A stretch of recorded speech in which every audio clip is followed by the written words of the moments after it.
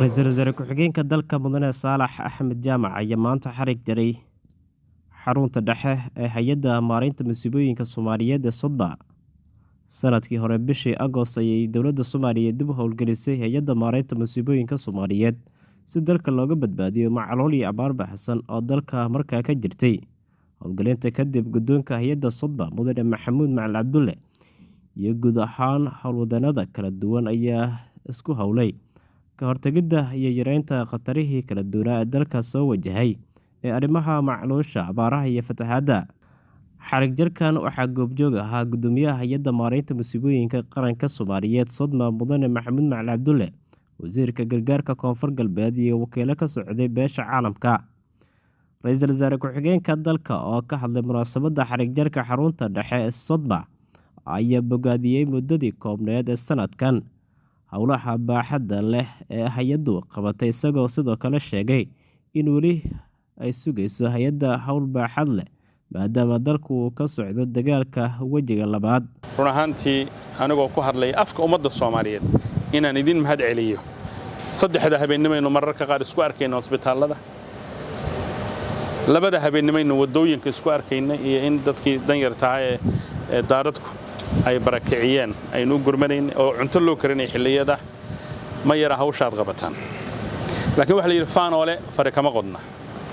inta aynu nugulnahay ee qaran ahaan dawladaheenna iyo dhaqaalaheennu aanu aad u kobcin, waxaa jiri doona dad Soomaaliyeed oo haliso la dirsa. dadkaas waxay u baahan yihiin in aynu si feejigan hadhiyo habeen u sii qorsheenno oo ka hortagno sidii halisahaas ay uga badbaadi lahaayeen. dabcan xaggii amniga, nimankii cadowga ee la isku hayn jiray magaalada cidhifiyadeeda iyo hudheeladeeda, waxaad ogtihiin hadda in la isku hayo caad iyo camaara iyo baxdo iyo maarkaysay caws weyne iyo galhareeri iyo ceelbur dusheeda. waxaad ogtihiin in laga qabsaday oo laga xoreeyey gobollo iyo degmooyin waaweyn oo aadan yabaal, runirgood, masaajidka cali guduud, galcad, ceeldheer, xaradheere.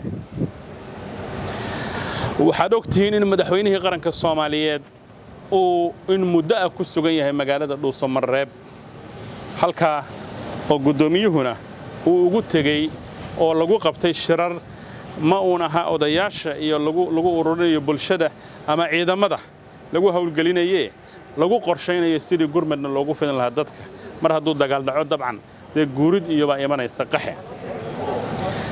ilaahay baa mahad leh oo inagu simay inaynu joogno xilligan oo magaalada Xaradheere inta goore gurmad ay geysa hay'adana aynu ognahay iyo sida dadka noloshoodii ay dib ugu soo kabatay.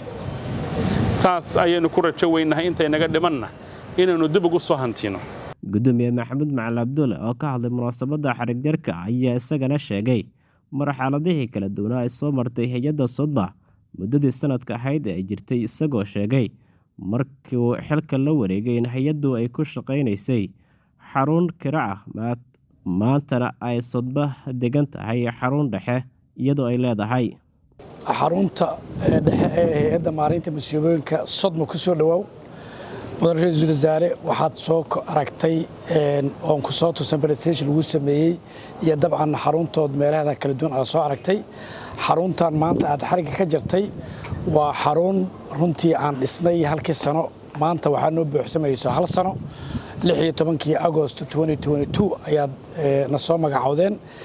xaruntaani waxaan dhisnay xilligaas oo aan runtii ku jirnay abaar xun oo runtii aan annaga iyo dawladda guud ahaan isku duuban iyo dabcan ummadda karantoona caawinaysay aan ka hortagna majaaca adag. dabcan waxaan kaloo soo marnay xaalado adag oo runtii ay argagixisadu ay sababtay iyo qaraxyadii iyo dhibaatadii soo martay oo runtii aan la tacaalnay.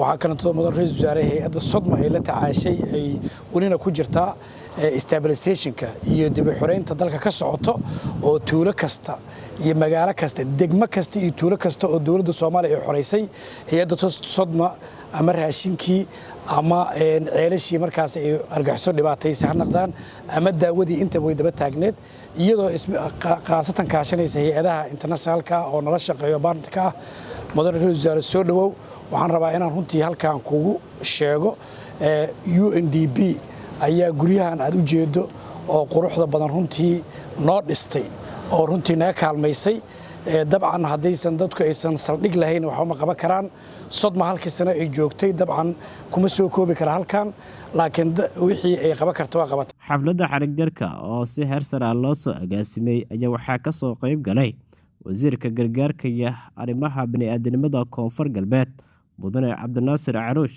wakiilo ka socday hay'adda UNDP oo ah hay'adda dhistay xarunta Sodma iyo maamulka kala duwan ee hay'adda.